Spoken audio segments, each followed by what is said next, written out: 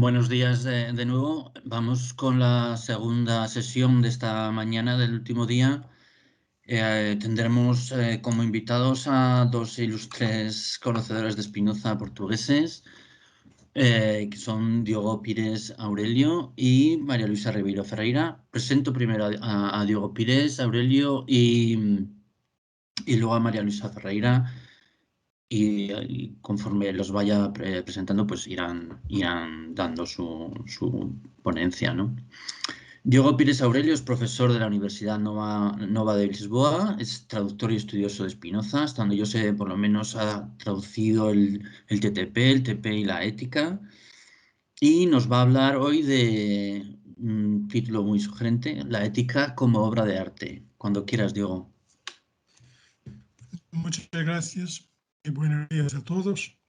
Yo quiero, en primer lugar, felicitar a los organizadores de este seminario, agradecer la invitación y la oportunidad de estar con amigos de hace muchos años y escuchar a tantos expertos hablando de Spinoza. El tema de mi ponencia es un poco raro, lo reconozco.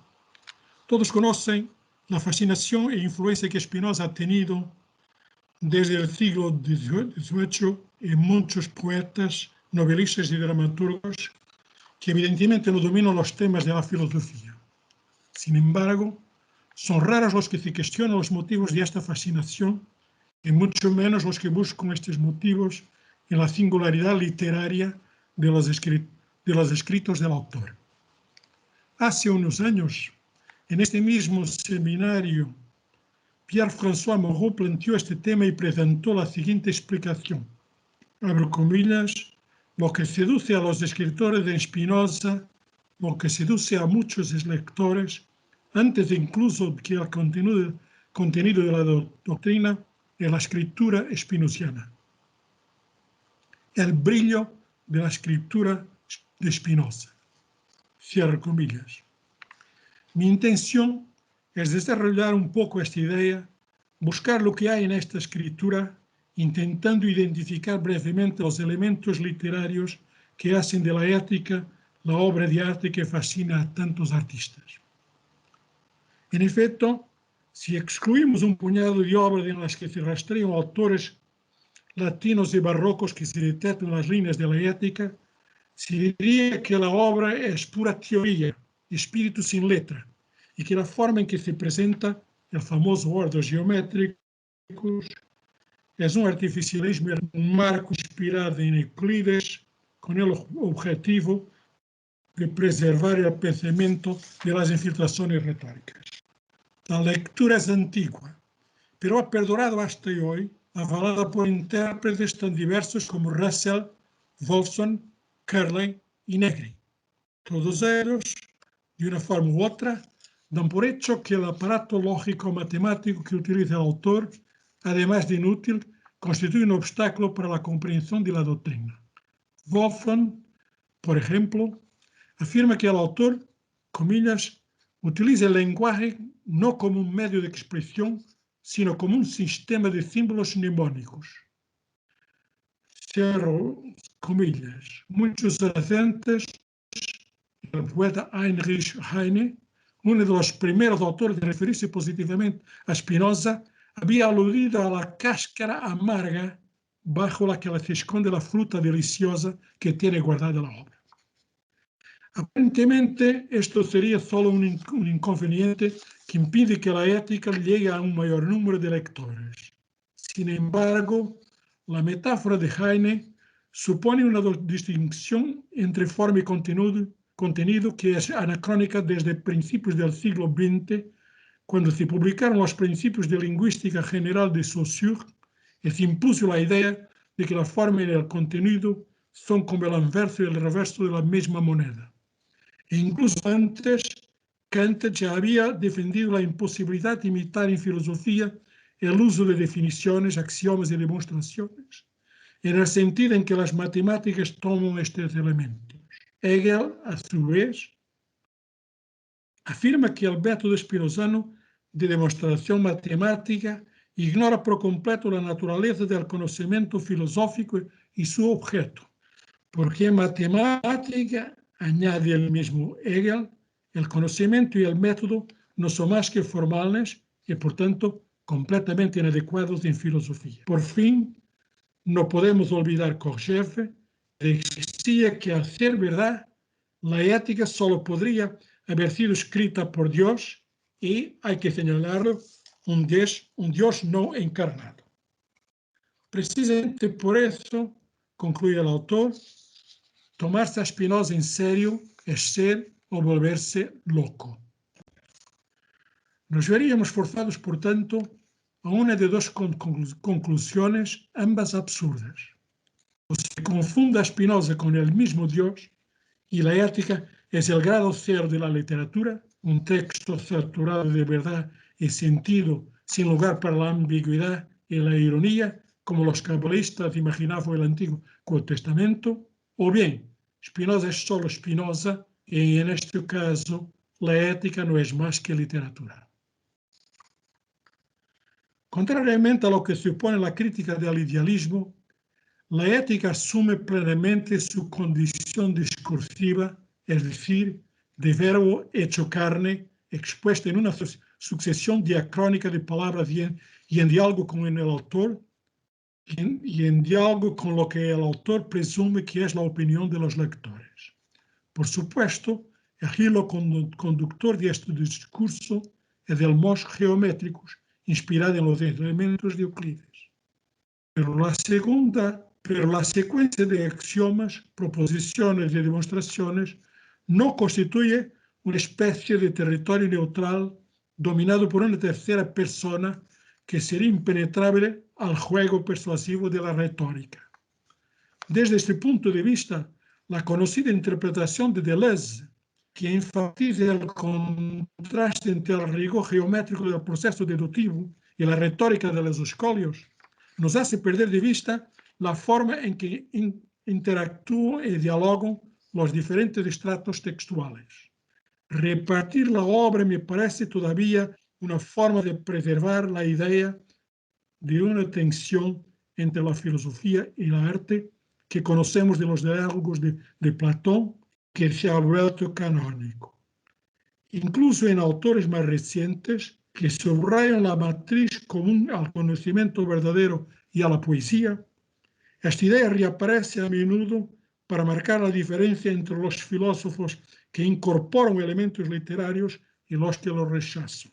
George Steiner, por ejemplo, hace una distinción entre autores como Montaigne, Descartes, Pascal, sin mencionar a Nietzsche, cuyas obras tienen raíces en la existencia y el devenir, y por otra parte una minoría de autores que resisten con audacia al magnetismo de lo literario, entre ellos, claro, Wittgenstein y Spinoza.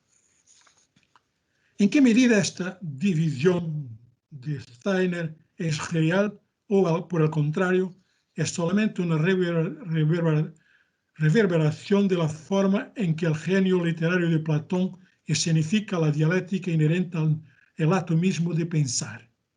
En realidad, la filosofía, desde su emancipación de la poesía, nunca ha enajenado la materia de la que ambas están hechas, es decir, palabras, metáforas, perífrasis y demás recursos retóricos, todos los residuos de opacidad que son la esencia de la literatura, y al mismo tiempo acompañan con una sombra la claridad del pensamiento. En filosofía, como escribió Sartre, siempre hay una prosa literaria oculta, una ambigüedad de términos. En el caso de la ética, ni siquiera podemos hablar de un encubrimiento de lo literario, ya que su dimensión estética se impone con tanta o más evidencia que las dimensiones cognitiva y moral. Alain Badiou, uno de los pocos en mencionar este aspecto, observa con toda pertinencia: también podemos leer la ética como una construcción artística pura, en la que, como el tratado de Wittgenstein, la transparencia deductiva es lo sensible, el medio musical que conduce al placer sin otro destino que el mismo. En ese momento, el famoso amor intelectual de Dios es de hecho el amor sin objeto que sentimos cuando disfrutamos leyendo la ética. Cierro comillas por esta citación de Badiou, que me parece muy interesante. A primera vista, leer la ética desde una perspectiva estética puede parecer no solo reduccionista, sino contradictorio. La obra de arte es una expresión de la experiencia a través de signos materiales que por su disposición y armonía causan placer a quien los lee, escucha o contempla. Como tal, la obra de arte tiene que ver con la imaginación, una imaginación determinada por la experiencia sensorial, no por conceptos, que es la base de todos los errores y el mismo Spinoza subraya en el escolio de la proposición 49 de la parte 2, comillas, advertio a los lectores que distingan con precisión entre la idea o concepto de la mente y las imágenes de las cosas que imaginamos. En resumen, la idea o concepto de la mente es la realidad misma bajo el atributo del pensamiento. Por el contrario, la representación artística es apariencia o simulación cuya forma resulta de la imaginación del genio.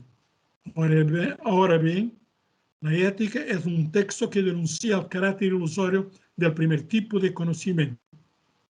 ¿Cómo vamos a entender entonces la posibilidad de leer esta obra como una obra de arte? La dificultad se ve aún más agravada si miramos la opción de Spinoza por el modelo euclidiano. La geometría y la matemática en general se asocian a un estilo máximamente desnudo, en el que las ideas se expresan mediante la combinación rigurosa de símbolos previamente definidos, con el fin de depurar toda ambigüedad y así lograr la necesaria universalidad del enunciado científico. Pero en el arte prevalece la libertad de los signos, lo inesperado de las asociaciones, el juego, la abertura infinita a la variedad de significados.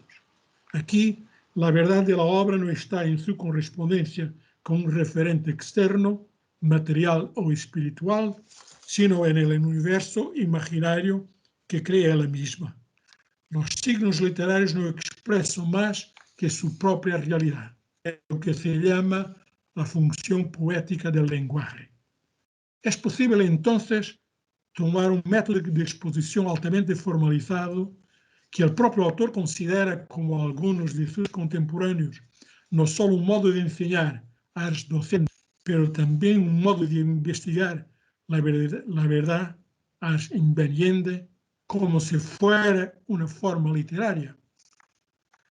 Antes de intentar justificar tal designación, será necesario quitar un prejuicio al que aludimos en principio y que consiste en ver en el modo de exposición de la ética una elección aleatoria del autor, posiblemente influida por el prestigio de las matemáticas desde un tiempo, como pretende Antonio Negri. Y además una elección desafortunada que dificulta la comprensión de la obra. En realidad, la forma en que se expone un texto filosófico no es ajena a su contenido, y mucho menos para los contemporáneos de Spinoza, formados en la retórica neoclásica y en la imitación de los viejos modelos en cuya galería se destacaba Euclides. Más que elegir, Spinoza justifica indirectamente en el apéndice de la parte 1 de la ética la necesidad del orden geométricos para una ontología no finalista, diciendo que la verdad se habría ocultado para siempre de no ser por las matemáticas que tratan de fines, sino solo de las esencias y propiedades de las figuras para haber mostrado a los hombres otra norma de verdad. geometría, en efecto, define las distintas figuras por la forma en que se construyen en el plano y en el espacio. Un círculo, por ejemplo, como explica Spinoza, es la figura que describe una línea con un extremo fijo y otro móvil. Por tanto, lejos de representar una opción libre, meramente retórica, el MOS geométrico representa, como veremos más adelante, un requisito fundamental para una ontología inmanentista y antifinalista. Como señala Steenbacher, por supuesto, Spinoza podría haber escrito una versión no geométrica de la ética, pero hubiera sido un trabajo completamente diferente en la forma y en el contenido, añadió. El modelo euclidiano constituye, pues, un elemento esencial y solo Spinoza, con un virtuosismo prodigioso, logró explorar sus posibilidades en filosofía. Pero la geometría no explica totalmente la dimensión estética que contiene la ética. Intentaremos, por eso, hacer un breve inventario de los otros medios expresivos movilizados por el autor. La cohesión textual y el ritmo. Empezando por la arquitectura de la obra. Como es sabido, la ética está formada por 5 partes que se forman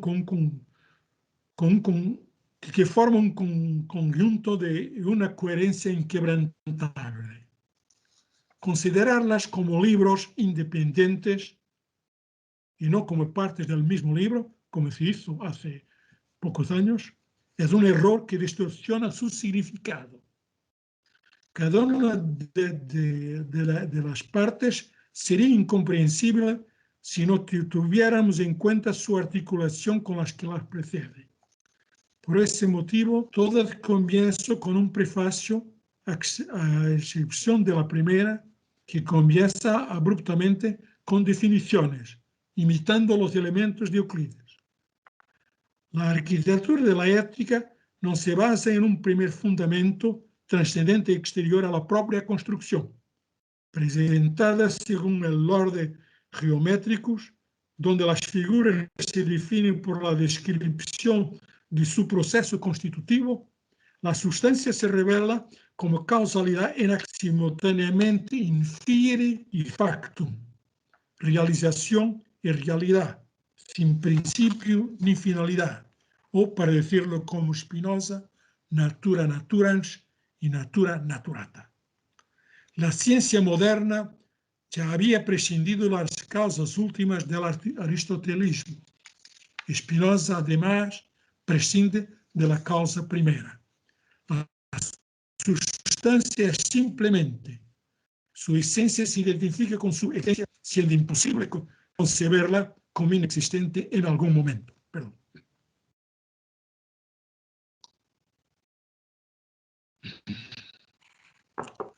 Conectando las 5 partes de la ética, existe, por tanto, el hilo continuo de la deducción. Semejante hilo comienza con Dios como naturaleza y termina en el otro extremo con Dios como amor intelectual. En el medio, a modo de nave central, se desarrolla la doctrina de los afectos, en torno al cual se articula toda la obra. La simetría o continuidad que el René será el principio supremo de aquí perfecta. El modelo euclidiano se desdobla en el prefacio de la parte tercera como un registro metalingüístico para recordar que las acciones de los apetitos humanos serán tratados en la ética como si se tratara de líneas, superficies o cuerpos. Quizás no haya mejor instrumento para expresar la naturaleza de los apetitos que las formas geométricas colocadas por Platón en el umbral entre lo sensible y lo inteligible. No es solo la arquitectura de la obra y su plano geométrico lo que la convierte en una obra de arte. Es también la multiplicidad de operadores que preservan y potencian su cohesión textual, articulando los distintos elementos y convirtiendo la ética en un cuerpo sin fisuras. Los largos años que tardó el autor en escribirla y las diferentes capas que allí pueden verse desde una perspectiva filológica no anulan la impresión de que se trata de un texto que vive y respira como un todo. Por más accidentada que se pueda imaginar la historia y el tiempo de su redacción, la ética que llegó a los impresores es un texto lo suficientemente cohesionado como para desafiar los intentos de leerlo solo como una especie de palimpsesto bajo el cual se adivinarían los restos de varios proyectos sucesivamente borrados. De la misma manera, la lectura de Deleuze, cuando subraya la distinción entre una ética geométrica, la ética del prefacio, escolio de anexos, y la otra ética, la de la parte 5, socava la unidad profunda del texto, reduciendo las partes no formalmente geométricas a la condición de meros comentarios destinados a enfatizar o aclarar lo que ya estaba en las proposiciones. En efecto, esta fue, a lo largo de los siglos, la función de los escolios añadidos por los medievales a los elementos de Euclides y a otras obras clásicas, pero no es la de los escolios de la ética, que son contemporáneos del resto de la obra y donde, como es referido por Steenbecker, Spinoza es su propio escoliasta. Los escolios, prefacios y anexos son en efecto una continuación del aparato axiomático y deductivo que muchas veces los integra posteriormente, invocándolos como refuerzo de las demostraciones en igualdad con cualquiera de los otros modelos de escritura utilizados en la obra. No hay, pues, dos o tres éticas, sino una sola, cuya cohesión y coherencia se compone de distintos medios retóricos en permanente remisión de un a otro. Esta dinámica en el interior del texto entre los distintos tipos de expresión literaria se ve reforzada aún más por el tono coloquial utilizado en muchos pasajes que contradice la idea de que la ética sería una obra en la que el rigor formal y abstracto, su imagen de Pinal, neutralizaría las repercusiones de tipo estético. En primer lugar, es notable la frecuencia con la que el lenguaje emerge en su función emotivo-expresiva, mediante el uso de la primera persona del singular. Desde el principio, el verbo utilizado en las definiciones de la parte 1 y en su explicación es inteligo, entiendo, o digo. Si pasamos a los escolios, nos encontramos con que buena parte de las opiniones que allí aparecen están expresamente colocadas en la boca del autor contra lo que sería normal si fuera un tratado. Confieso, dudo, digo, muestro, etcétera, etcétera. Pero la principal característica de los escolios es la vivacidad del diálogo allí escenificado entre Spinoza y sus oponentes en una dramaturgia de tonos que van desde la serena disputa al enérgico desafío, pasando por la ironía y hasta el sarcasmo. Pero además de sus oponentes, Spinoza también desafía al lector común. Por ejemplo, el breve párrafo que sirve como prefacio a la parte 2, donde el autor anuncia que explicará solo aquellas cosas que no pueden llevar como de la mano al conocimiento de la mente humana y su beatitud suprema. O el escolio de la proposición 18, de la parte 4, donde escribe: antes de comenzar a demostrar esto, de acuerdo con mi prolixo orden geométrico, conviene mostrar primero, brevemente, etcétera, etcétera. Comentarios de este tipo se multiplican a lo largo de la ética, formando una especie de metatexto sobre el aparato lógico deductivo. No se trata, repito, de una segunda ética, que vendría al rescate de la primera para suplir una hipotética impotencia de los geométricos.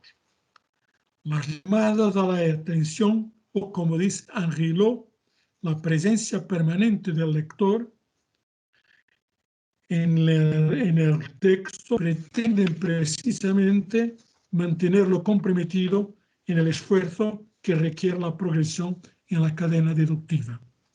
Como subraya el citado Henri Lot, las repetidas intervenciones de Spinoza no son interrupciones del orden geométrico, sino su confirmación.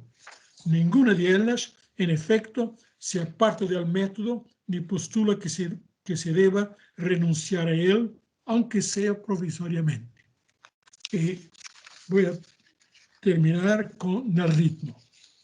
Hemos visto hasta ahora la forma en que las 5 partes de la ética se integran en un conjunto arquitectónicamente soberbio, y luego vimos cómo los diferentes estratos textuales que se detectan en ella no solo se articulan en un texto coherente, sino que también convergen en el ritmo deductivo.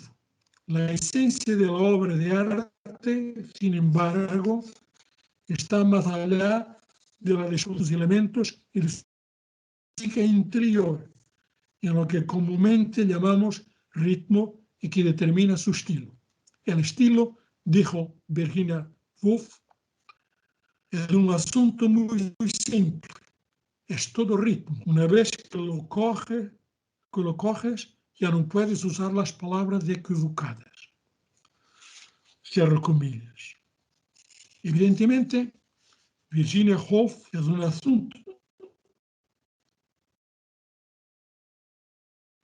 Evidentemente, Virginia Woolf habla de creaciones de las que la imaginación es llevada por una especie de melodía interior que una vez sentida la elección de las palabras.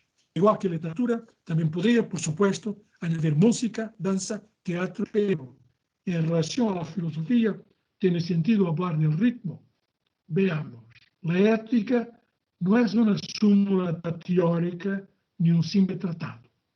Desde sus primeras obras, Spinoza asocia la filosofía con una medicina de la mente, con la búsqueda de la beatitud, que en la ética alcanza, sabemos, esto es un trabajo imposible de realizar aisladamente.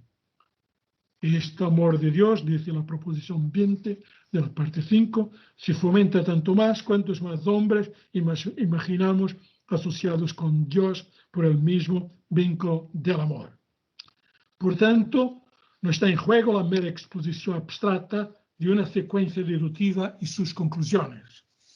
Más que un punto de llegada, la ética es vista por Spinoza como un camino que se hace, un movimiento y un movimiento colectivo, una revolución copernicana que aleja al lector de la felicidad proyectada en la trascendencia como primer paso en el arduo itinerario hacia la felicidad en la inmanencia. Por eso, la geometría, como decíamos, es el modelo más adecuado al pensamiento de Spinoza. Por supuesto, hay otros autores como Hobbes y Newton que también la utilizan en sus obras por el rigor que le reconoce. Pero en Spinoza no se trata solo de una cuestión de rigor epistemológico, también es una cuestión que tiene que ver con la ontología, más concretamente con la concepción de Spinoza de la realidad como una causa innata, de los modos como estructura operativa que afecta y es afectada en un esfuerzo presente y permanente por perseverar en su ser. Semejante esfuerzo, el conatus, es todo menos uniforme. Puede ser racional, pero jamás mecánico, al menos al nivel de los humanos, porque su movimiento está integrado en el juego de fuerzas entre infinitos modos de la substancia, experimentando aumentos y disminuciones de intensidad, alegrías y tristezas, avances y retrocesos, desvíos y aceleraciones. Los modos, como explica Deleuze, son estructuras geométricas pero fluidas, que se transforman y deforman con la luz, a velocidades variables. La estructura es el ritmo, es decir, el encadenamiento de figuras que compone y descompone sus relaciones. Spinoza tiene en cuenta esta plasticidad de cuerpos y mentes y busca ajustar la exposición de la ética a las previsibles disposiciones del lector para llevarlo a comprender las proposiciones y enmendar a los afectos. Por eso, la obra insiste en los protocolos de lectura, unas veces para ralentizar, otras para hacer un cambio brusco, sea porque es suficiente por ahora, sea porque no hay que perder el tiempo refutando este absurdo. Es decir, Spinoza busca, como en un baile, ensinar al lector los pasos correctos, el ritmo a que debe seguir adelante. La retórica no es un simple despliegue del argumento, es más bien un operador de persuasión que pretende exponer a quienes lo lean a continuar el largo camino para que participen de la satisfacción anunciada en las páginas literalmente alucinantes de la parte 5. Deleuze habla con respecto a esta última parte de una tercera ética, después de la ética del aparato deductivo y la ética de los escolios. Pero a pesar de señalar que ellas conviven entre sí, insiste en que hay diferencias en la naturaleza y un vacío que las separa. Su lectura es sin duda brillante al comparar, por ejemplo, la velocidad relativa de las articulaciones conceptuales en las partes precedentes y la velocidad absoluta de las articulaciones en la parte 5, donde los saltos, hiatos y entimemes son visibles. Temo, sin embargo, que nos aleje de la perfección, de la plenitud, casi diría orgánica, de este cuerpo que es la ética, que se quedaría amputado si en la parte 5, una parte cuya materia requiere un tono ágil y ligero, más sugerente que descriptivo, y el andamiento prestísimo que escuchamos en el libro de Spinoza. Por eso, insisto, la ética no puede dejar de leerse en clave estética, o sea, como una obra de arte. Muchísimas gracias. Muchas gracias, Diego. Una bella exposición, sin duda. Vamos a escuchar ahora a María Luisa Ribeiro Ferreira. Ella es catedrática de Filosofía Moderna en la Universidad de Lisboa. Es especialista en Spinoza, por supuesto, y ha trabajado cuestiones de mujer, feminismo y filosofía. Y nos va a hablar sobre si la ética se puede llamar desencantada. Cuando quieras, María Luisa. Me quería primero pedir, porque voy a pasar un PowerPoint. Yo no sé compartir yo propia, y he pedido para hacer encerrado la compartición del PowerPoint. ¿Tienes mi PowerPoint? No. Espera, un momento. No, PowerPoint lo tengo yo. Un momento que lo estoy poniendo. Ah, sí. Vale.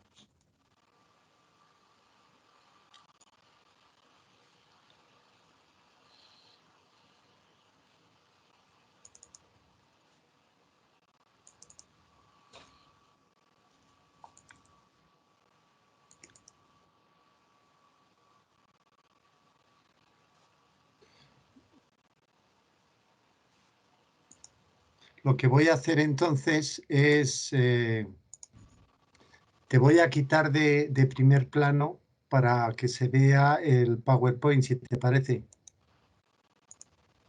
María Luisa. Sí, sí, está bien. Vale. Bueno, pues entonces voy a compartirlo ya. Sí, puedes empezar si quieres hablar. Voy a hacer un poco lo que... No, yo no estoy viendo el PowerPoint. Ya. Necesito de él. Sí. Quería decir que siempre para avanzar, yo levanto la mano, tú avanzas el PowerPoint, ¿sí? De acuerdo. Ahora sí se ve, ¿no? Sí. Gracias, Jen. Buenos días a todos y a todas. Gracias por este convite para participar en este congreso celebrativo de los 30 años del Seminario de Spinoza. y quería agradecer muy especialmente a Francisco Javier Espinosa, que ha traducido el mío texto para castellano. Y saludo a todos los colegas filosofistas. Este coloquio es para mí una gran alegría. Voy a hablar sobre este tema, esta cuestión. Podemos llamar desencantada la ética de Spinoza.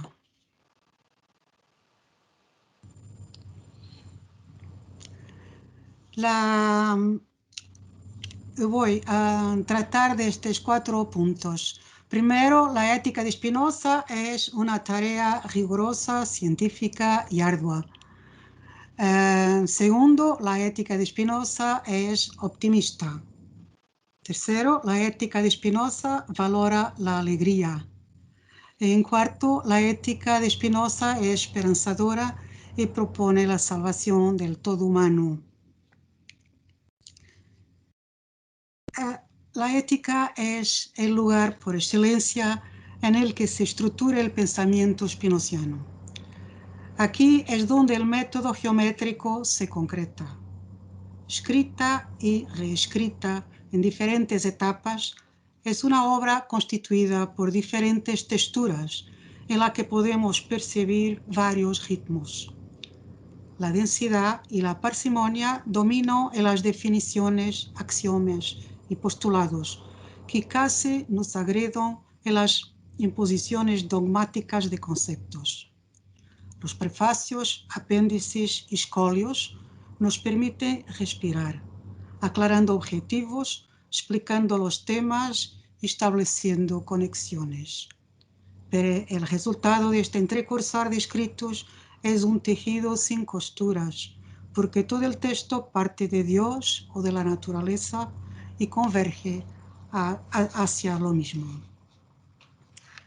Mientras enseñaba filosofía moderna en la Facultad de Letras de la Universidad de Lisboa, usé una traducción al portugués de la ética publicada en 1992 por la editorial Relógio d'Água. 3 autores colaboraron en ella: Joaquim de Carvalho, Joaquim Ferreira Gomes y António Simões. Muchas veces, y en particular en el libro quinto, yo sentí la necesidad de hacer cambios. Recientemente, en enero de 2020, se publicó en Portugal una nueva y excelente traducción de esta obra elaborada por Diogo Pérez Aurélio. El texto del autor está precedido por 6 tópicos en los que el traductor hace consideraciones oportunas sobre aspectos relevantes en el pensamiento del filósofo. Y en el punto 6, titulado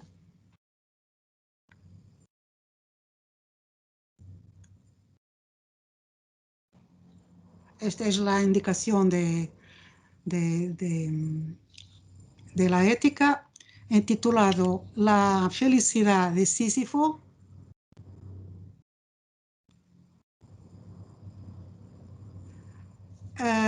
Aurélio escribe: la ética de Spinoza es, después de todo, una ética desencantada.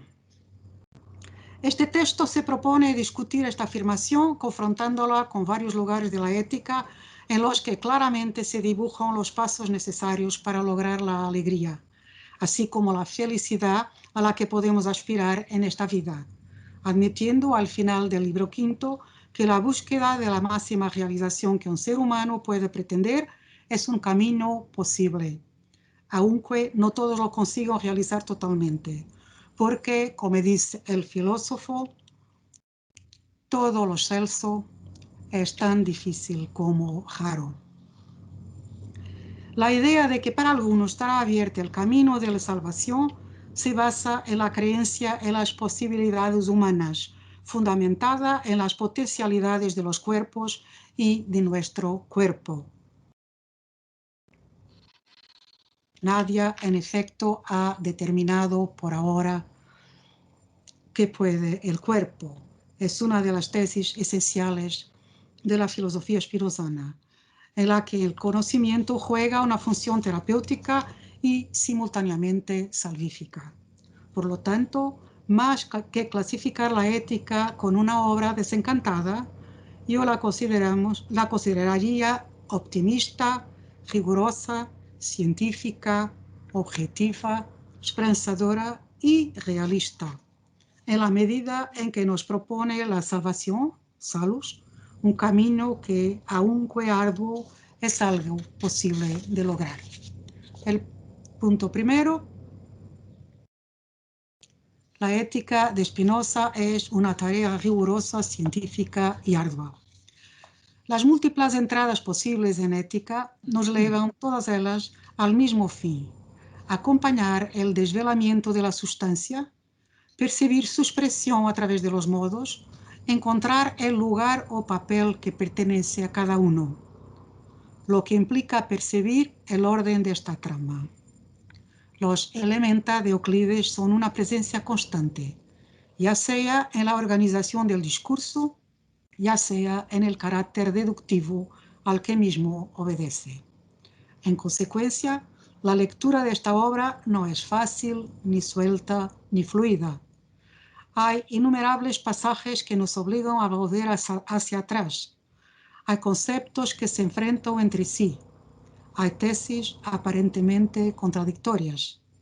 En un texto que pretende ser transparente, hay, al menos a primera vista, una profunda ambivalencia. Y el modo geométrico, que debería ayudarnos, hace aún más difícil entender tesis y conceptos que insisten en no encajar en interpretaciones consecuentes. Leer la ética es una tarea ardua. La intención de Spinoza era descubrir la dinámica de la sustancia, que es tanto que ciencia actuosa, que en tanto que ciencia actuosa se manifiesta en el real, dándole cuerpo. Sin embargo, hay una distancia abismal entre su punto de partida y el punto de partida de sus lectores. De hecho, con la intención de acompañar la revelación de la sustancia, haciéndola visible, el filósofo escribió la ética en la forma de un conocimiento que solo se nos revela gradualmente. Hay una brecha entre la escritura y la lectura, porque quien lee solo al final de la ruta está en posesión de los elementos que le permiten recoger el circuito. Así, las 8 definiciones que inició el libro tienen que ser retomadas varias veces para llegar a ser inteligibles. Solo entonces pierden el carácter de arbitrariedad con el que se presentan al lector desprevenido. Y esto ocurre cuando terminamos el libro quinto, un capítulo decisivo para aquellos que quieren percibir el tejido de la ética. El punto 2. La ética de Spinoza es optimista. El optimismo con el que se abordan las posibilidades humanas es una constante en la obra de Spinoza. Así, en el Tratado de la Reforma del Entendimiento, el filósofo se propone descubrir un camino para pensar bien y vivir bien, compartiendo con los demás la búsqueda de la felicidad. Y él escribe: me decidí por fin a investigar si existía algo que fuera un bien verdadero y capaz de comunicarse, más aún si hubiera algo que, jalado y poseído, me hiciera gozar eternamente de una alegría continua y suprema. En el prefacio de la segunda parte de la ética, el filósofo sustenta que la felicidad es deseable y coloca la beatitud como meta.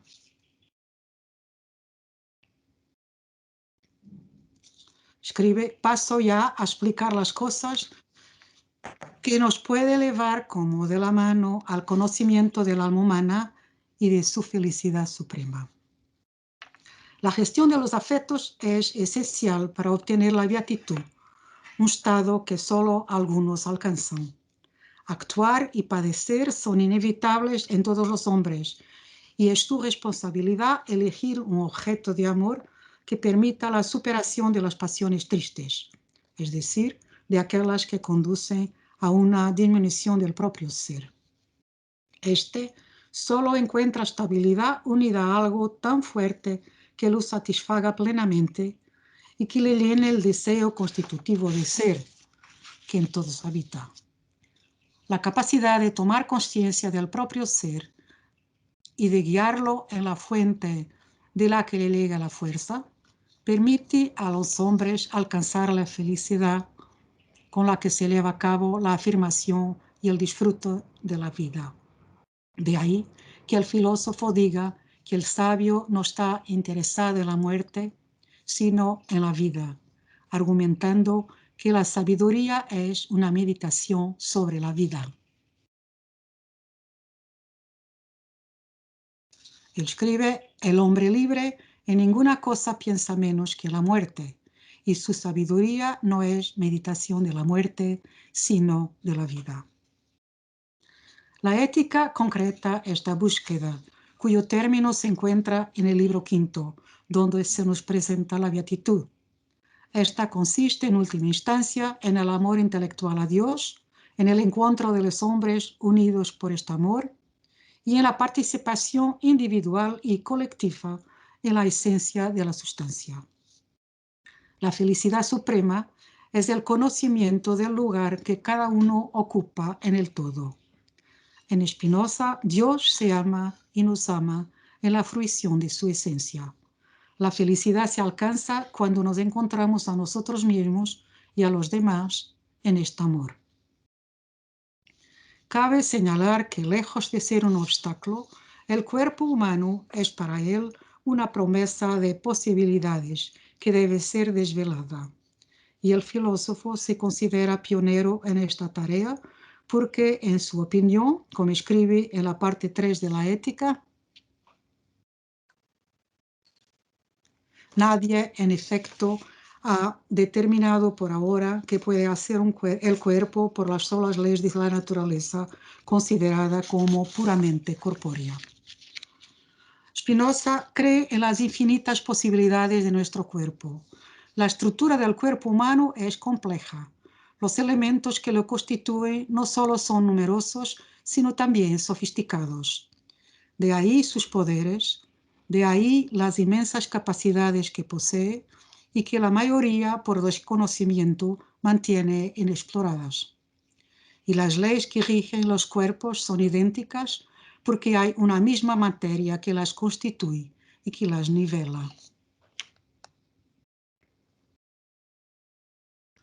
Quien tiene un cuerpo apto para muchísimas cosas, tiene una alma cuya mayor parte es eterna. Es concretando las posibilidades de nuestro cuerpo, desarrollándolas y relacionándonos con otros cuerpos que pueden fortalecernos, que podremos caminar por el camino de la salvación, en el que el cuerpo y la mente juegan, cada uno de ellos, un papel decisivo. Cabe señalar que cuando habla de salvación, salus, Spinoza no utiliza este término en su connotación médica que nos llevaría a traducirlo por salud. La salvación es entendida por él como felicidad suprema, de modo que para caracterizarla utiliza los libros sagrados, donde el término se identifica con gloria. Sin embargo, para el filósofo, la salvación tiene lugar en este mundo y nunca post-mortem, siendo liberada de connotaciones religiosas o sobrenaturales y aproximándose a los conceptos de integración y de sintonía. Nos salvamos cuando estamos en armonía con todo político que permite nuestra realización. Somos salvos cuando nos integramos en un todo cósmico del cual somos expresión y con el que tenemos una relación particular. La salvación tiene lugar en el marco de un universo organizado more geométrico, un universo del que somos un eslabón, un nudo, la malla de un inmenso tejido donde todo está estructurado en una relación de causa y efecto. El conocimiento juega un papel decisivo en el descubrimiento y la superación del determinismo, una condición sine qua non para salvarnos. Para integrarnos en el todo al que pertenecemos, es esencial que lo conozcamos. La tesis de que la salvación consiste en esta integración en el todo y que esta integración nos realiza y nos trae felicidad es algo perfectamente claro en Spinoza. Sin embargo, se admiten diferentes experiencias y diferentes caminos, porque dependiendo del nivel cognitivo en el que nos situemos, de esta manera tendremos una gratificación mayor o menor. Aquellos que no tienen suficientes habilidades cognitivas o no están dispuestos a la ruta perardua requerida por el tercer tipo de conocimiento, pueden seguir la guía de aquellos que saben, aceptando un camino común, un camino propuesto a todos aquellos que forman parte de una comunidad. No todos los hombres logran alcanzar el supremo género de conocimiento, cuya dificultad Spinoza enfatiza en sus obras de naturaleza metafísica. Ya en el Tratado Breve, el filósofo discurre sobre las dificultades humanas en orden a la salvación. Esta es selectiva y no depende de nosotros conseguirla.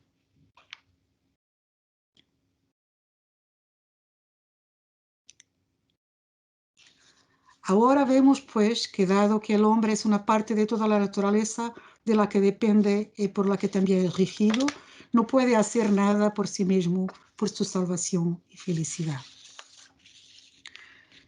Siendo una parte del conjunto de la naturaleza, la acción que conviene al hombre es de adaptación a ella, no oponiéndose al papel que se lo dio para desempeñar en el todo, antes bien asumiéndolo.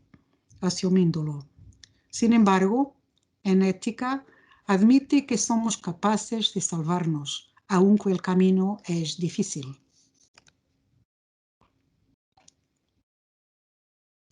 Difícil, sin duda, tiene que ser lo que tan rara vez se halla.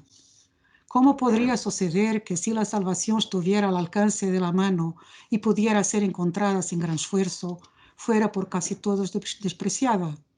Pero todo lo que es excelso es tan difícil como raro. La salvación está garantida a todos los seres humanos, aunque a diferentes niveles, dependiendo de la ruta elegida. En el TP y en el libro cuarto de la ética, los hombres son invitados a la felicidad, proponiéndoseles para ello la integración en un estado libre, pensado a su medida. Pero el Tratado Teológico Político es el libro por excelencia donde se desarrolla la salvación del vulgo, exponiéndose las diferentes mediaciones institucionales que permiten una vida armoniosa y feliz. Por lo tanto, tenemos una salvación que se abre a todos y es relativamente fácil de obtener en la medida en que solo requiere obediencia a las leyes de la ciudad. En este libro, la salvación parece ser accesible para todos, construyéndose a través de la experiencia comunitaria. Este es el lugar donde las virtudes se revelan y se realizan mejor. La política es la tierra de elección sobre la que se gana la salvación, y la religión, reducida a un código ético universal, juega un papel auxiliar. El Tratado Teológico Político se centra en la salvación cuando aborda el tema de la obediencia desde una perspectiva naturalista y no escatológica. Es una obra que se refiere tanto a las leyes de la ciudad como a ciertos preceptos morales que constituyen lo que el filósofo llamó vera religio. Y la verdadera religión, contrariamente a la superstición, no tiene nada de censurable. Las críticas que el filósofo hace a la religión siempre se refieren a las especulaciones de los teólogos y a la forma abusiva en que atemorizan el pueblo inculto. En esta obra, el tema de la salvación está dirigido a todas las personas. Es una salvación alcanzable por obediencia, tanto a las leyes de la ciudad como a los preceptos morales que se pueden encontrar en las Escrituras. Si esto no existiera, solo los filósofos se salvarían. De ahí la importancia que Spinoza concede a una hermenéutica adecuada de la religión, lo que implica una purificación de los aspectos sobrenaturales del texto bíblico y una desconfianza de todo lo milagroso y profético. El capítulo 12 del TTP describe el código ético que tenemos que cumplir para salvarnos. También en el capítulo 15 hay pasajes fundamentales sobre la salvación de los ignorantes. Esto no se procesa en el plano intelectual, sino moral, apuntando a la utilidad más que a la verdad. Cabe señalar que la tesis de salvación para todos no está exenta de problemas. Un problema es la discrepancia que parece existir entre la salvación presentada en el TTP y la ética. Tal vez por eso nos habla Alexandre Matron de una doble salvación, distinguiendo un sentido débil y un sentido fuerte de la misma. El TTP sería representativo del sentido débil, mientras que la ética ilustraría el segundo. Y, de hecho, cualquiera que desee enfatizar la diferencia de los cursos salvíficos utiliza necesariamente el tratado y la ética para justificar esta especificidad.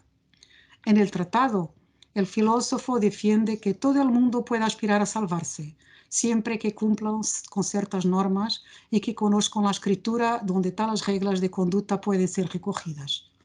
Es una salvación que se encuentra en el Estado, particularmente en el Estado democrático, un lugar donde es posible vivir de una manera pacífica y gratificante. Es sobre todo en los capítulos 14 y 15 de esta obra donde el filósofo nos traza una verdadera pedagogía de las multitudes. Estas están sujetas a pasión y la conducta apasionada es perturbadora. De ahí la necesidad de obedecer las leyes de la ciudad y las reglas morales. Cristo es puesto como ejemplo a seguir porque quien obedece sus preceptos es salvo. Es en esta línea que Spinoza defiende que Cristo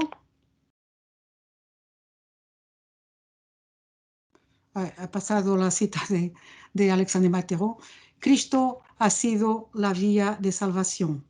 Y ha dicho también que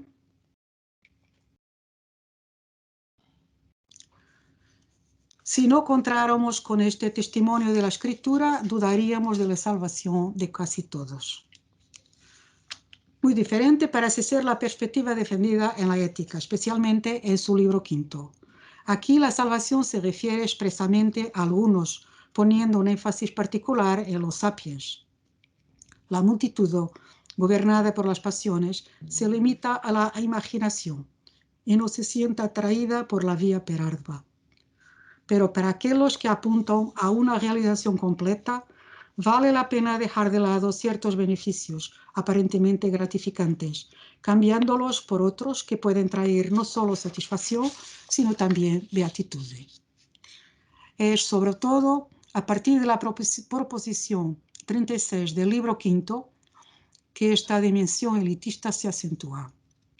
En la misma se cruzan los conceptos de salvación, libertad, conocimiento y amor intelectual a Dios.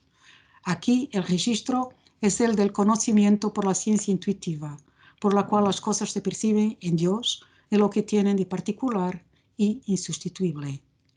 Ya no basta con conocer las leyes del universo, de las ideas comunes imprescindibles para aquellos que desean situarse en el registro de la ciencia. El conocimiento del tercer género, que supera la razón, aunque la requiera, no se procesa de este mundo, sino desde Dios.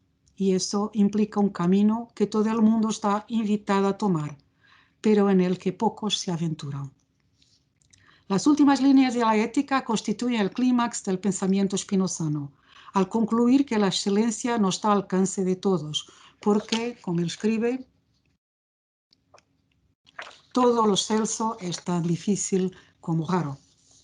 La ética culmina en esta capacidad de renacer, y para aquellos que siguen la vía per ardua propuesta por el filósofo, no podemos hablar de desencanto porque tendrá acceso al bien alto del que desde sus primeros escritos nos habla, admitiéndolo como posible de lograr. Tercera parte, la ética de Spinoza valora la alegría. La generosidad con la que el filósofo enseña el camino de alegría es una constante en su obra. Lo vemos en las cartas, donde responde pacientemente preguntas, aclara conceptos, argumenta y contraargumenta. Lo vemos en los tratados políticos que ponen de relieve la importancia de un gobierno que garantice a los ciudadanos la libertad que necesitan para una vida feliz. La ética también desarrolla exhaustivamente este deseo de autorrealización. En ella se propone el camino que nos permite alcanzar la beatitud. La fruitio essendi es, por lo tanto, una constante en todas las obras. Está entrelazada en el sistema imbricado que se estructura progresivamente, culminando en la espléndida beatitud con la que termina la ética. Lo que hice escribir a Mishraí, que el filósofo nos ofrece un sistema impregnado de alegría, un hecho que él considera una rareza. La alegría se refiere al poder de actuar, la potentia agendi, el poder de actuar del cuerpo, cuando se incrementa, pero también se refiere al poder de actuar de la mente por la idea que acompaña a tal modificación. Así, el afecto por la alegría consiste en la simultaneidad del afecto del cuerpo y de la mente, una característica común a todos los afectos. Le he pasado la cita de Robert Mishraí. Escribe, por afecto entiende las afecciones del cuerpo con las que se aumenta o disminuye, se ayuda o estorba la potencia de actuar del mismo cuerpo y al mismo tiempo las ideas de estas afecciones. En todas las cosas hay una oscilación de la perfección que discurre entre un mínimo que es el límite para el mantenimiento de su existencia y un máximo que corresponde a la plena realización. Y esto se refiere a todos los modos, ya sean humanos o no humanos, lo que no impide que existan formas de alegría exclusivamente humanas, así como hay una realización diferenciada para todo tipo de hombres, porque la satisfacción del borracho es diferente de la felicidad del filósofo. En todas las cosas, la alegría es un factor de crecimiento del conatus propio. El universo dinámico, que es el de Spinoza, las variaciones inherentes a las cosas son constitutivas de la esencia de dichas cosas, porque son la encarnación de la potencia agente del Dios naturaleza. Pero solo a los hombres, incluso entre estos, solo a unos pocos de ellos, les he dado participar en la gloria, el amor con el que Dios se llama a sí mismo. Es esta invitación que el filósofo dirige a todos, sabiendo de antemano que es difícil responderle y que solo los sabios tendrán el valor suficiente para seguir este camino. Pero nunca se afirma que sea imposible de lograr. Cuarto punto. La ética de Spinoza es esperanzadora y propone la salvación del todo humano, nunca olvidando el papel del cuerpo. Desde sus primeras obras, el filósofo nos habla de la necesidad de conocer la naturaleza humana y compartir este conocimiento con tantas personas como sea posible. Él escribe: a mi felicidad pertenece contribuir a que otros muchos entiendan lo mismo que yo, a fin de que su entendimiento y su deseo concuerden totalmente con mi entendimiento y con mi deseo. Para que esto sea efectivamente así, es necesario entender la naturaleza en tanto en cuanto sea suficiente para conseguir la naturaleza humana. Es necesario, además, formar una sociedad como cabría desear, a fin de que el mayor número posible de individuos alcance dicha naturaleza con la máxima felicidad y seguridad. El objetivo de hacerse entender por muchos es evidente. Es la comunión de las mentes, es decir, la coincidencia de los entendimientos humanos, lo que conduce a la identificación con la naturaleza. En esto consiste la salvación, que para el filósofo se procesa a lo largo de la vida, exigiendo la presencia del propio cuerpo.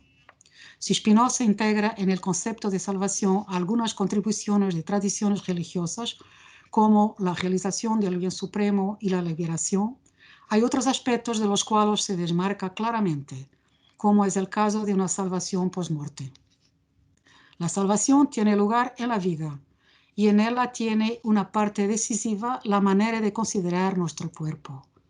La excelencia de la mente humana radica en el hecho de que corresponde a un cuerpo extremadamente complejo y sofisticado. El cuerpo humano tiene más poderes y es más autónomo que cualquier otro. Como tal, le corresponde una mente dotada con más poderes y mayor autonomía. Escribe. Quien tiene un cuerpo apto para muchísimas cosas, tiene una alma cuya mayor parte es eterna. El conocimiento inadecuado que tenemos de nuestro cuerpo es el resultado de la consideración que hacemos de él como un ser autónomo, como algo que vale por sí mismo. Ahora los cuerpos, y el nuestro no es una excepción, se insertan en una red de relaciones cuya captación total se ve obstaculizada por nuestra finitud. Sin embargo, a través de la exégesis gnoseológica y ética que nos da acceso al tercer género de conocimiento, es posible verlos desde otro punto de vista. Según Spinoza, no podemos tener un conocimiento adecuado de nuestro cuerpo, porque para ello tendríamos que conocer todas sus relaciones con los demás cuerpos, y esto solo es posible para Dios. No nos es dado conocer como Dios conoce, porque, como decimos, la totalidad está prohibida para nosotros. Pero podemos acercarnos a la perspectiva que Dios tiene del individuo que somos cuando tratamos de coincidir con lo que es nuestra mente pensada por Dios, compartiendo los pensamientos que Dios piensa en nosotros, o más bien, coincidiendo con la forma en que Dios se piensa a través del modo particular que somos. Dios paternos de Spinoza. Esto es en lo que consiste la salvación, en la que la idea del cuerpo juega un papel decisivo.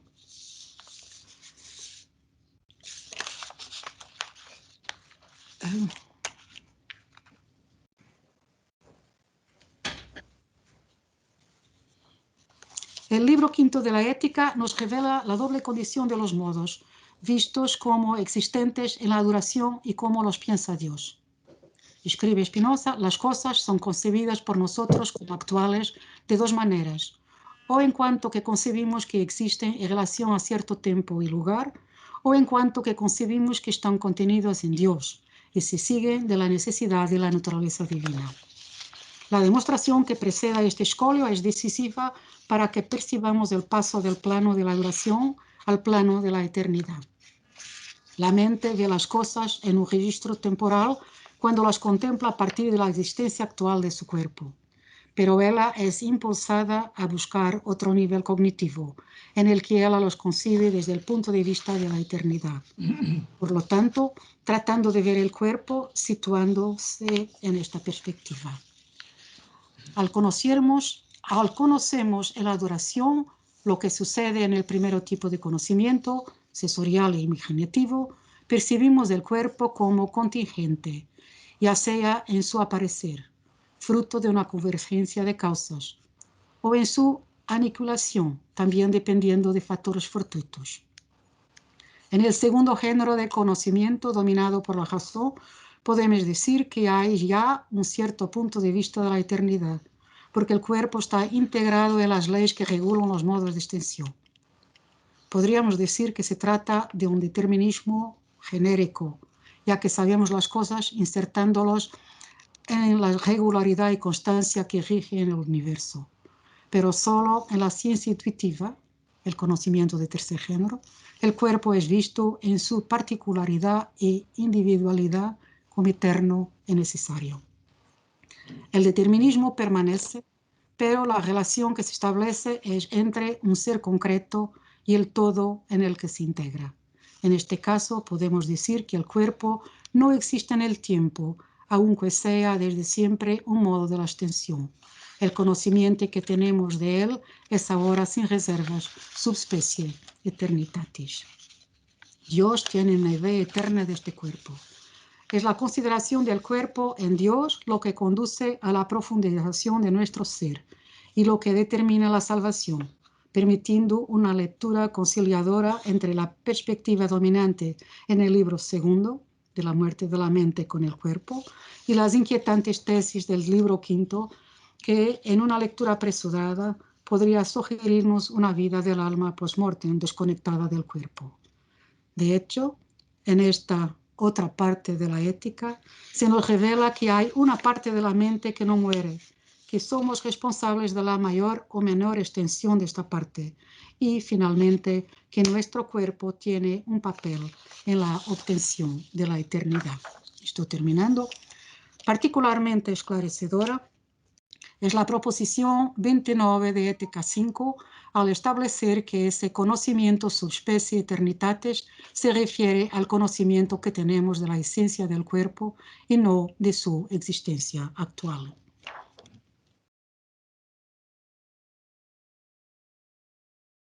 Todo lo que el alma entiende bajo una especie de eternidad no lo entiende porque concibe la existencia actual y presente del cuerpo, sino porque concibe la esencia del cuerpo bajo una especie de eternidad. Para estar situados en la eternidad debemos superar la perspectiva particular y como tal incompleta que se nos da cuando partimos de un cuerpo que existe en acto. Es importante percibir el cuerpo como Dios lo percibe, lo que implica una reconsideración de lo concreto, ahora visto desde una perspectiva que va de los atributos a las esencias. Me lo escribe. El tercer género de conocimiento procede de la idea adecuada de algunos atributos de Dios al conocimiento adecuado de la esencia de las cosas. La ciencia intuitiva nos da acceso a la esencia de nuestro cuerpo, pensada por Dios desde toda eternidad. La idea que Dios tiene de nosotros es la idea eterna del cuerpo que somos. Cuando llegamos a ella, alcanzamos la máxima felicidad a la que podemos aspirar. Aunque admite que esta ruta es difícil, el filósofo asegura que algunos podrán caminarla. De ahí mi desacuerdo en denominar desencantada la ética de Spinoza. Muchísimo obrigado por vuestra atención. Muchas gracias, María Luisa. Muchas gracias por el esfuerzo y por la excelente ponencia que nos has presentado. Empezamos entonces con el coloquio y bueno, pues va a ir haciendo, levantando manos.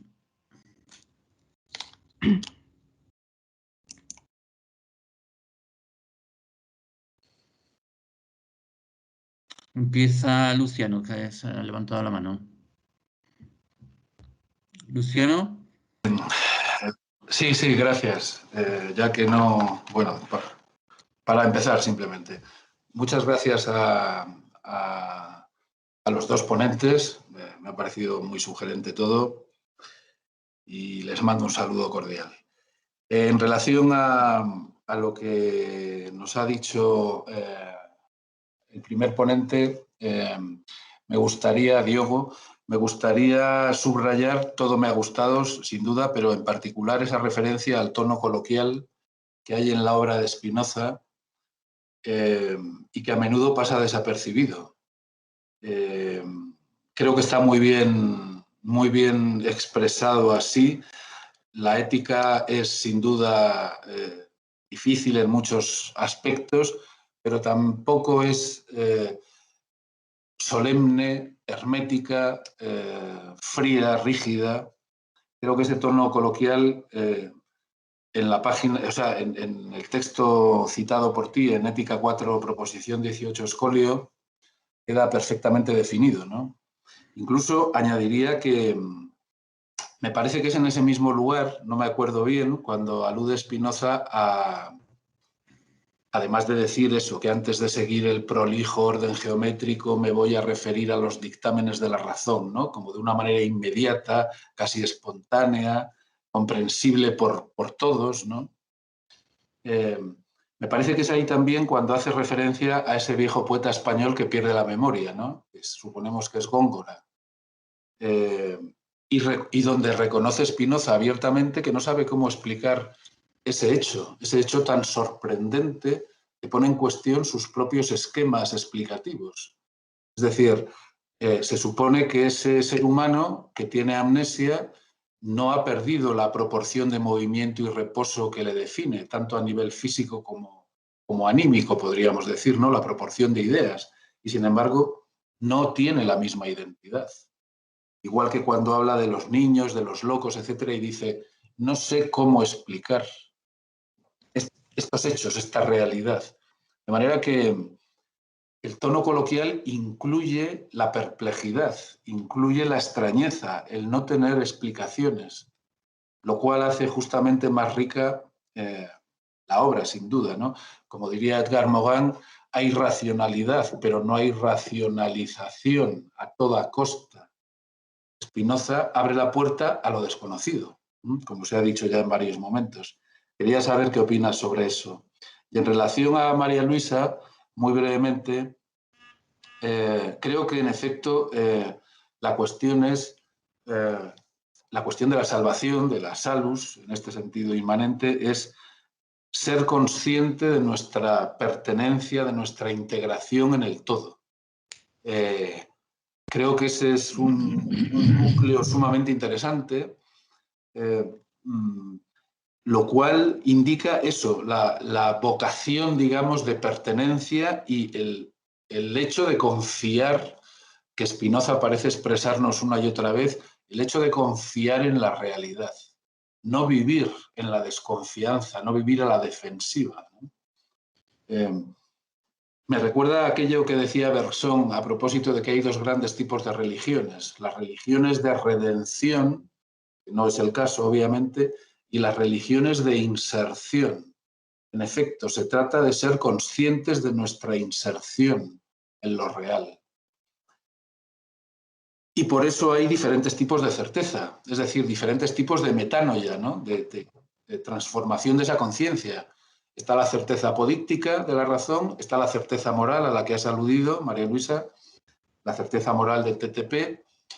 Yo diría que existe una cierta certeza social o, bueno, forma de llevar la vida acorde a los consensos comúnmente aceptados y seguramente, y esta es mi pregunta, tal vez exista un tipo de certeza última, la más cualificada, que es la que se corresponde con la intuición.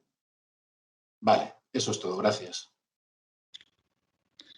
Gracias, Luciano. Responde primero Diogo, que ha empezado preguntándole a él, y luego María Luisa. Cuando quieras, Diogo.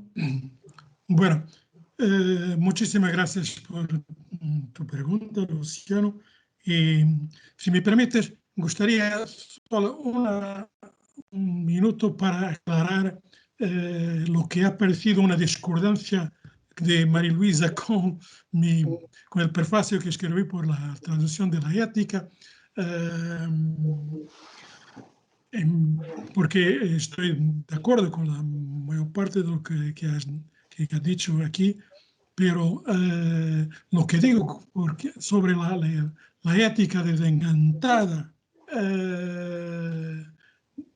es necesario recordar que desencantado no es lo mismo que pesimista. Yo no he escrito que la ética es un libro pesimista y creo que tú has respondido o cuestionado una afirmación que no he hecho. En verdad, estoy de acuerdo con todo lo que has dicho, pero cuando digo desencantada, es necesario pensar que el término desencantada en el siglo XX está marcado por Max Weber. Estoy pensando en el desencantamiento del mundo, en la sociedad moderna. Desde ese punto de vista, Spinoza, que es moderno, pero no acompaña la utopía, sea la utopía religiosa, sea incluso las utopías científicas que olvidan el tercer género de conocimiento y que nos hacen creer que la ciencia va a resolver, va a lograr toda la felicidad dentro de un par de años. Eso creo que es un punto, efectivamente, que yo subrayo y que me parece muy importante porque frecuentemente se olvida que Spinoza no es un utopista. Me agrada lo que Paco ha dicho ayer, que cuando hablaba de su realismo, el realismo de Spinoza, el realismo, en mi punto de vista, es el contrario del utopismo en ese sentido. Y Spinoza no es un filósofo del segundo género de conocimiento que por su misma dinámica sería utopista, no tiene final y llegaría a un final espléndido dentro de las interpretaciones que muchos cientistas han hecho. Spinoza, desde ese punto de vista, no solamente desde ese punto de vista, a mi ver, es un antimoderno. Bueno, sobre la apertura de la puerta al desconocido, de que Luciano hablaba, Spinoza, creo que es un punto que me agrada muchísimo en Spinoza, y lo he dicho en mi ponencia, el hecho de que la primera parte comienza abruptamente sin un prefacio. Que los verbos que aparecen en las definiciones y sus explicaciones son verbos casi todos en la primera persona del singular o algunas veces en la tercera persona del singular, dicitur en un sujeto impersonal. Pero son dos casos solamente. ¿Por qué? Porque eso nos dice que Spinoza no empieza por Dios, la ética empieza por la existencia. El comienzo es la misma existencia. Spinoza lo dice muchas veces, ¿no? Uno no es jamás totalmente ignorante. Se conoce siempre algo. Y el conocimiento se hace con el conocimiento.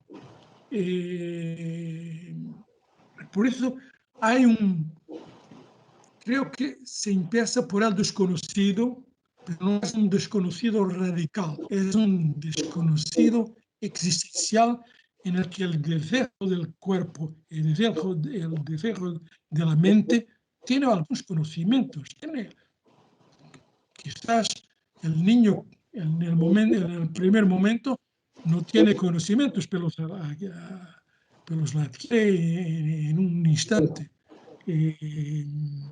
Desde ese punto de vista, creo que Spinoza es un pensamiento enteramente abierto. Si no hay una finalidad, no hay una finalidad porque no hay un fundamento. Exactamente porque no hay un fundamento, no hay una clausura. Por tanto, si tiene la condición normal es de una interrogación y de un cuestionamiento.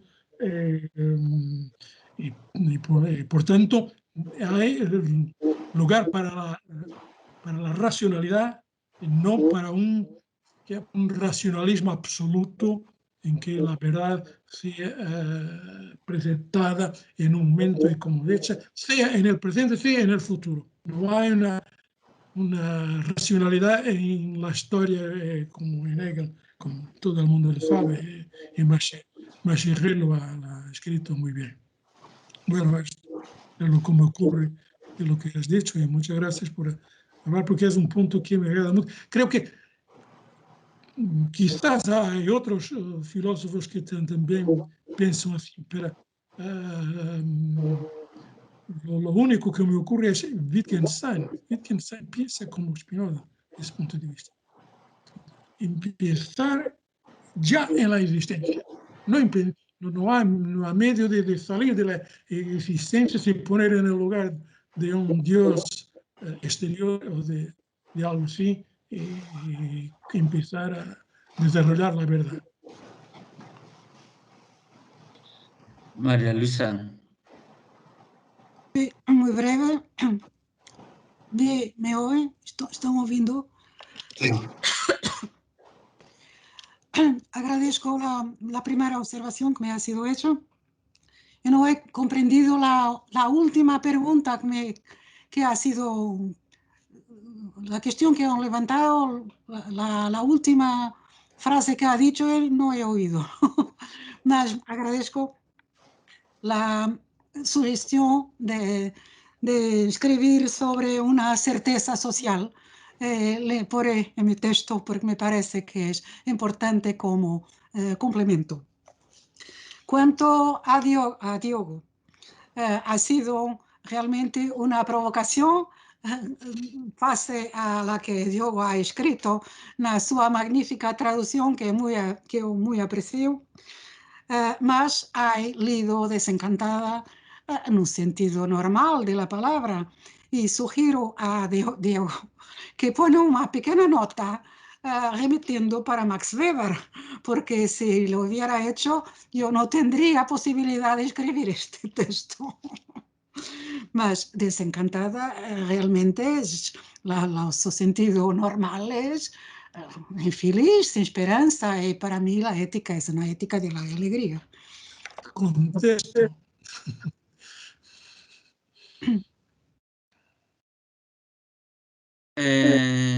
Entonces, pasamos a la siguiente pregunta. Es Javier. Muchas gracias a los dos por querer participar con nosotros en este congreso. Muchísimas gracias por el esfuerzo que habéis hecho en hablar en castellano y sobre todo muchísimas gracias por unas ponencias tan interesantes y tan bonitas, que eso también hay que recalcarlo, ¿no? Da gusto oíros. Tengo una pregunta para cada uno. En primer lugar, para Diogo, me ha gustado mucho escuchar que la ética es bella por la arquitectura, ¿no? No solo hay belleza en la pintura o en la música o en la literatura, sino también en la arquitectura. Y que es una gran arquitectura, ¿no? Y también cuando hablabas de los operadores, de hecho me he acordado y he estado mirando, y en la edición que acaba de sacar Mogó, dedica 3 o 4 páginas a hablar de operadores. Muchas veces no se le ha dado mucha importancia, ¿no? Ahí creo que hay más de 200 veces que dice quoceram demonstrandum, luego la cantidad de veces que dice ergo, ut proponebatur, como ut volebatur, como se quería. Bueno, yo creo que eso, un edificio tiene que, y me ha gustado mucho que hayas recalcado eso, que yo no había caído en ello, un edificio tiene que tener una cierta cohesión, eso está muy bien.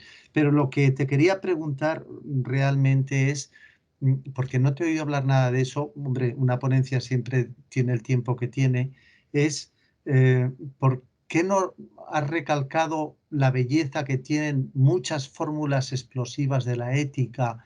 Hay cientos de fórmulas, ¿no? La idea no es una pintura muda, sentimos, experimentamos que somos eternos, está llena de fórmulas, yo diría, de explosiva belleza. ¿No te parece? La pregunta que te haría. Y a María Luisa, yo también iba a hablar un poco de Weber y del mundo desencantado del que ha hablado Diogo.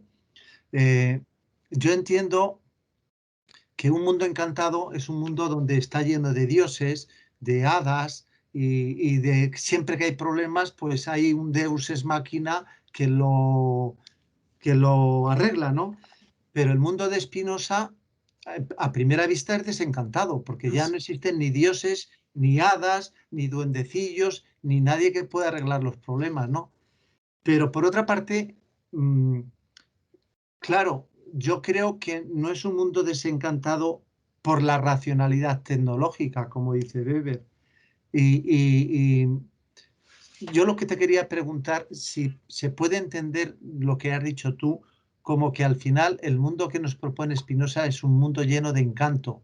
No es el encanto de las hadas, de los dioses, sino el encanto de la alegría, el encanto de la potencia es belleza, y quizá ver el mundo de Spinoza de esa manera también es ver un mundo encantado en otro sentido. No sé si te parece.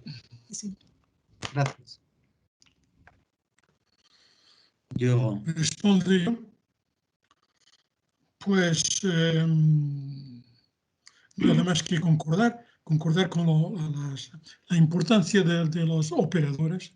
Los operadores son casi como una especie de compasos. Hay no he subrayado, las repeticiones en la ética son muy importantes. Creo que leyendo la ética mejor diciendo, traduciendo la ética, me he apercibido del trabajo del autor. Esto no es simplemente que bueno, seguir apuntando sus ideas, sus argumentos, sus razones, etc. No, hay una cuestión de diálogo, lo que subrayaba Luciano, un diálogo que es escenificado dentro de la propia obra. La obra Spinoza se presenta pensando. Spinoza, desde ese punto de vista, es un personaje de la ética que aparece al borde del plató, diciendo yo no quiero, yo no pienso, etc. Eso a mí me ha tocado mucho. Desde ese punto de vista, los operadores tienen una importancia decisiva en el ritmo de la obra, que hace de ella una obra de arte. Y claro que la primera importancia es el primer elemento de la obra de arte es su arquitectura. Yo creo que obviamente Spinoza no conocía una estética, pero conocía la poética de Aristóteles y conocía el tratado de pintura de Leonardo da Vinci, donde estas cosas se decían. La concinitas es el primer elemento de la perfección. Y eso es, de ese punto de vista, creo que hay en la obra, en la ética, como en toda la obra de arte, hay lo que Kant llama una finalidad sin fin. Y ahí está precisamente lo estético pasa por ahí. Es una finalidad sin fin, una finalidad de la obra que es abierta, pero que está siempre presente. No es un montón de cosas que pueden ser verdaderas, pero están amontonadas. Es una composición, diría mismo, una melodía. Y esa melodía es ayudada por los marcadores y por las repeticiones. Claro que no he subrayado los sintagmas belísimos que hay en la ética. Todo el mundo los conoce. Tú citaste algunos, podríamos citar muchos más que me alegras desde el principio hasta el final. El final es belísimo, el final es uno de los finales más bellos de un libro de filosofía que puedo imaginar, sea cual sea la traducción que podamos dar al adjetivo preclara. Omnia preclara, yo he optado por, ha sido una opción muy difícil, pero he optado por una palabra que no es muy fiel a lo que intenté en toda la traducción, que es la máxima proximidad no solamente a los términos, pero también al ritmo del autor. Lo he intentado. Pero ahí hay quizás la fidelidad no es perfecta, pero traducir por sublime. Todo lo que es sublime, sublime de un punto de vista no kantiano, pero normal, común, y creo que es muy bueno. Eso hace de la última frase un punto, un tópico bellísimo. Pero lo que yo he querido subrayar en esta ponencia ha sido precisamente la organización de la totalidad. Los medios retóricos que hacen de la ética un todo. Y por esto he citado tantas veces adversariamente a Deleuze, e incluso uno o dos a Antonio Negri. Subrayo de Deleuze porque ha sido casi Deleuze ha sido el lector por el cual, el comentador por el cual he entrado en Spinoza, en mi juventud. Y por eso ha sido podría ser casi un parricidio de mi parte. Pero desde ese punto de vista creo que Deleuze es indiferente a esta cuestión de la totalidad de la ética. Deleuze, por ejemplo, utilizando la traducción francesa antigua, que no me acuerdo del nombre del traductor, que se utilizaba hace pocos años. ¿Perdón? Apun. Sí. Apun. La traducción de Apun, incluso Deleuze habla de libros de la ética. Y en un artículo bellísimo del libro Critique Clinique, donde viene un artículo sobre la tercera ética, precisamente, dice que, por ejemplo, que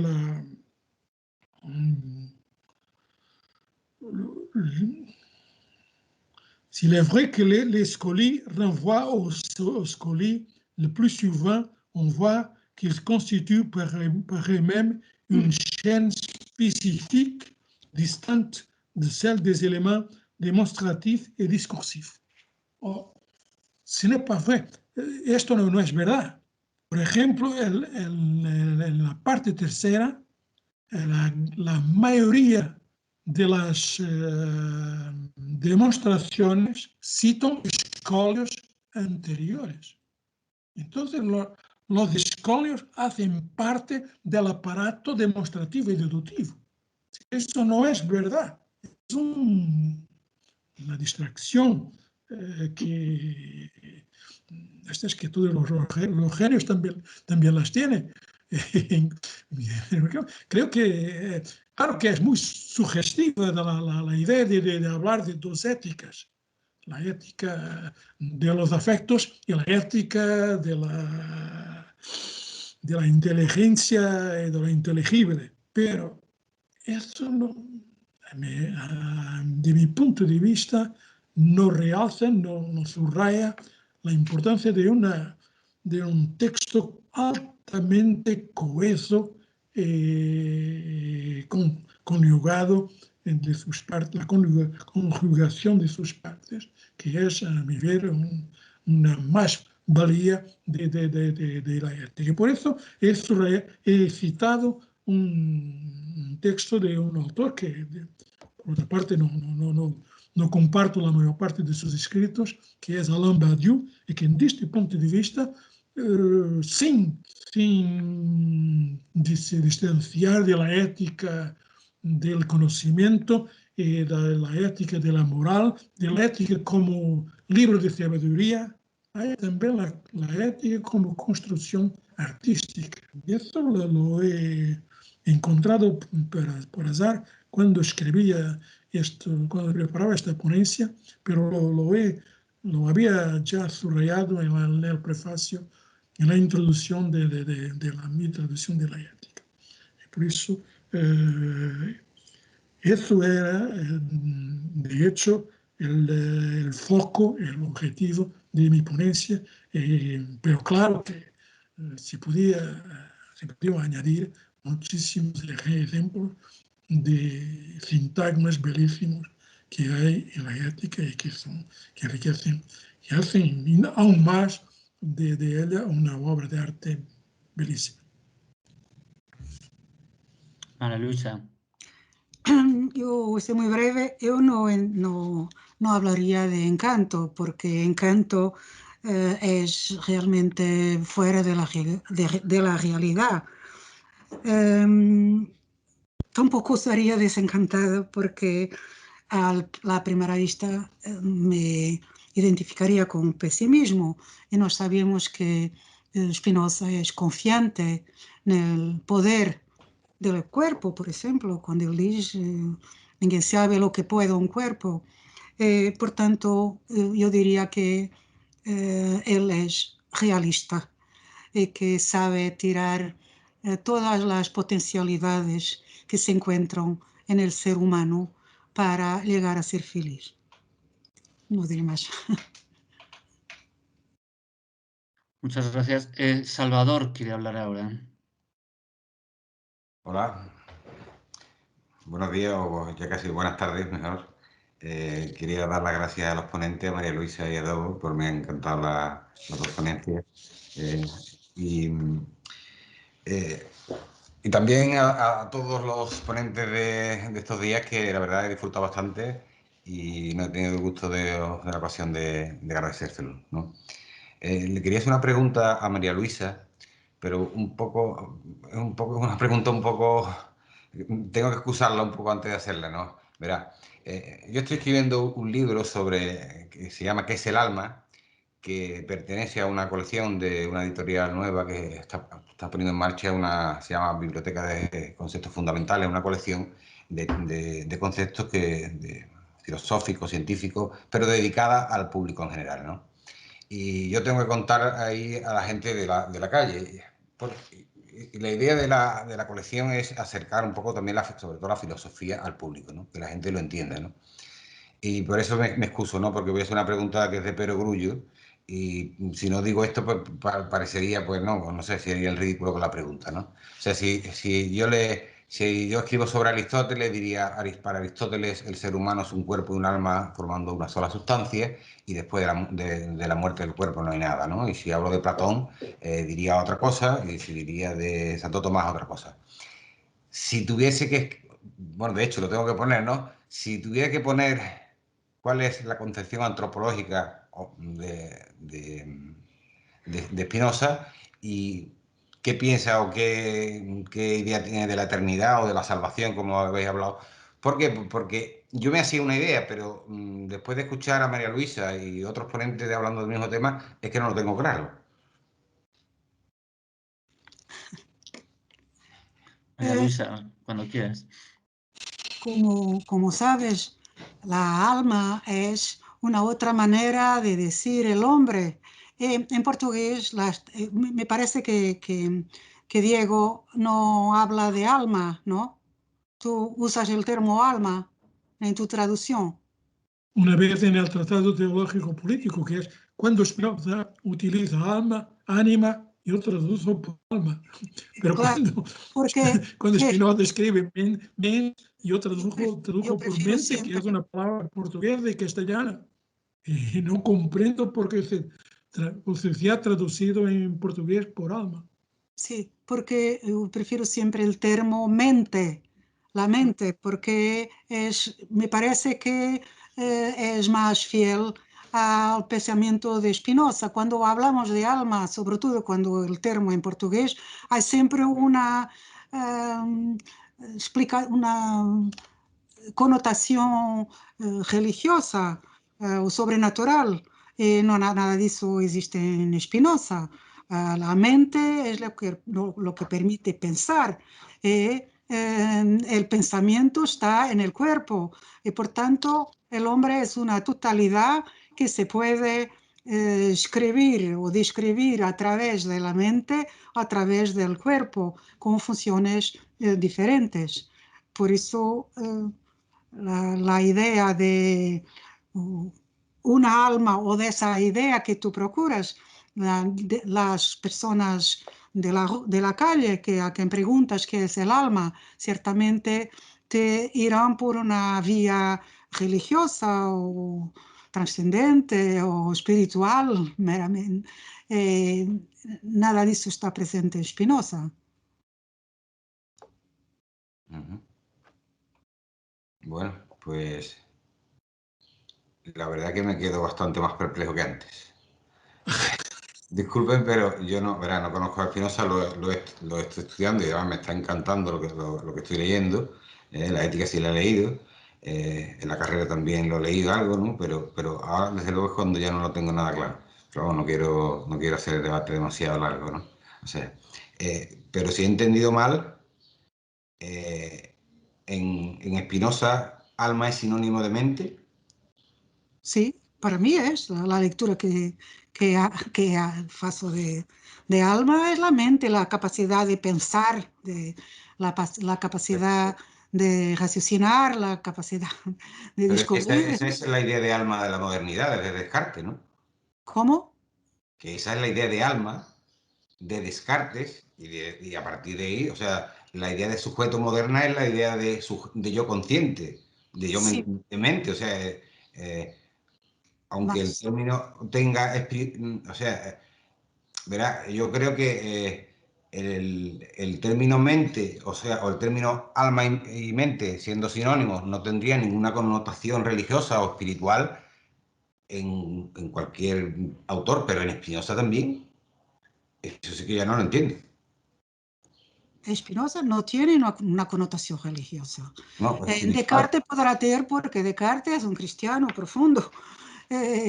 Como tal, cuando usa âme, el término âme, da para otras relaciones que no están presentes en el pensamiento de Spinoza, ¿no? Como tal, no te sé decir de otra manera. Puedo... Perdón, no sé si quizá si me aclarara un poco en qué consiste cuando se utiliza el término salvación, a qué se refiere concretamente Spinoza. Bueno, yo he escuchado algunas definiciones, pero no me refiero a eso, sino no a lo más concreto, ¿no? ¿A qué se refiere? ¿Salvación significa inmortalidad, trascendencia? No, de todo. Salvación o salus, como él dice, es la capacidad de nos realizarmos plenamente en cuanto humanos que somos. Como a todo el humano es propuesta la salvación. Solamente Spinoza es realista y sabe que podemos hablar de diferentes conceptos de salvación. Por ejemplo, para el sabio la salvación se realiza en esa descubierta de lo que es el mundo, de lo que es las leyes a que el mundo obedece. La salvación para los hombres y mujeres comunes es una salvación que los puede encontrar en la vivencia política, en la vivencia en la sociedad, hacer una sociedad justa, con leyes justas, en que todos podamos ser felices. Ahí se puede hablar también de salvación, mas nunca es entendido salvación como una vida post-mortem, una posibilidad de vivirmos después de morirnos, ¿no? Sí, bueno, igual ya lo deberíamos dejar ahí porque ahí como empecemos a explicar Spinoza entera nos pegamos, no comemos. Sí. Bueno, pues ¿qué os parece si entonces lo dejamos ahí y nos volvemos a ver? Bueno, muchas gracias a los dos ponentes y a todos vosotros que habéis estado escuchando y preguntando. Y nos volvemos a ver entonces a las 4, si os parece, ¿no? Muy Y bien. ya con las, digamos, las últimas ponencias Sí, que tendremos el gusto de escuchar. Ay, Concha, ¿quiere hablar algo? Sí, perdón. Oh, Dios. Gracias a María todos. Luisa, me alegra mucho verte. A ti. Hacía muchos años que no te veía. Bueno, luego puedo conectarme. Es que estoy en varias cosas hoy, lo siento, Javier, Aurelio, me alegra mucho. Diego, también saludaros. Luego llegaré un ratito por la tarde y estaré un poco en la asamblea, pero hoy presento un libro luego a las 7 en el Metalibrería, o sea que no podré estar todo el rato. Bueno, me ha encantado, ¿eh? Venga, Gracias. hasta luego. Hasta Hasta luego. luego. Hasta luego.